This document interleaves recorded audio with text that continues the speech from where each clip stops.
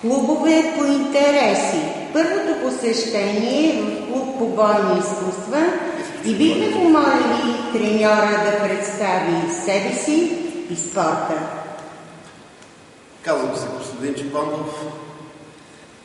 Треньор съм по Шотокан карате до втори дан.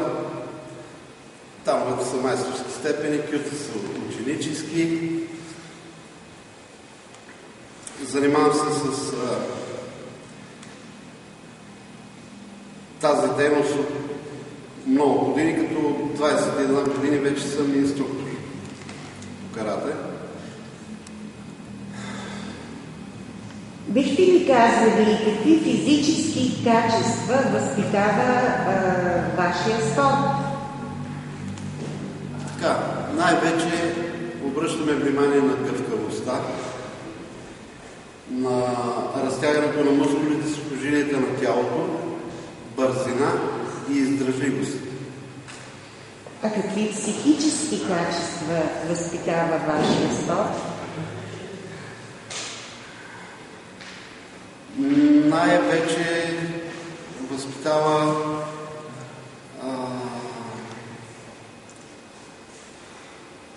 търпението,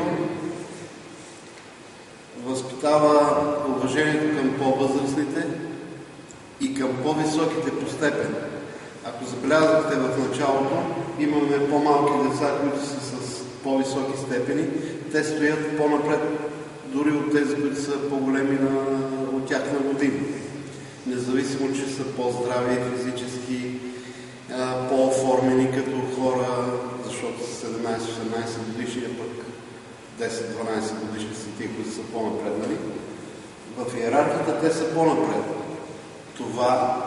Това убеждава всички, че този, който полага усилия и е достигнал определени резултати, също е за уважение.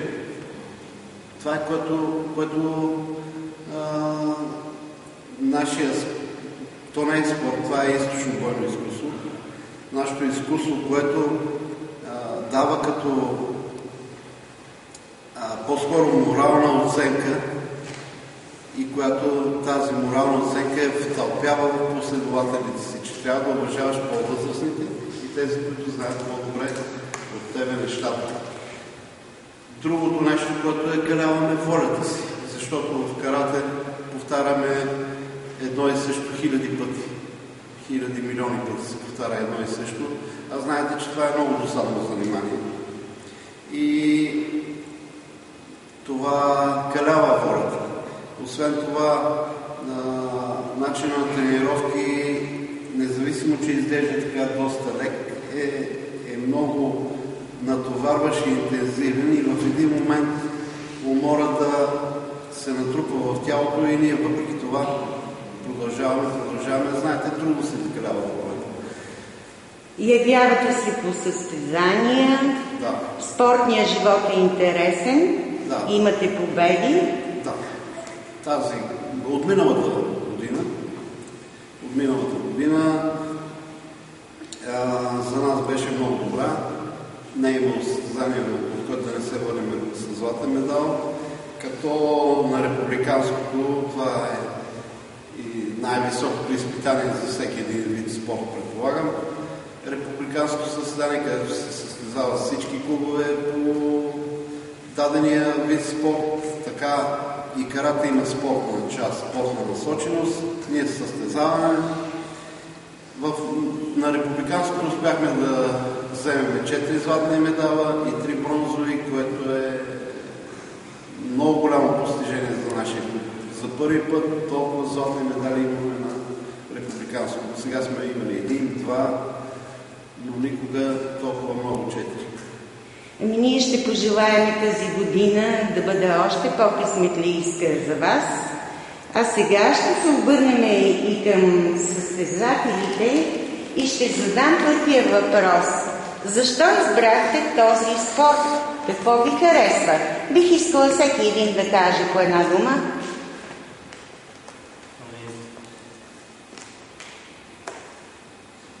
Най-вече заради боя. Вие обичате боя? Това е чудесно. Други какво харесват? Да развива физическите качества. Значи искате да сте силен и гъвкав. Други? Да. Да труша неща.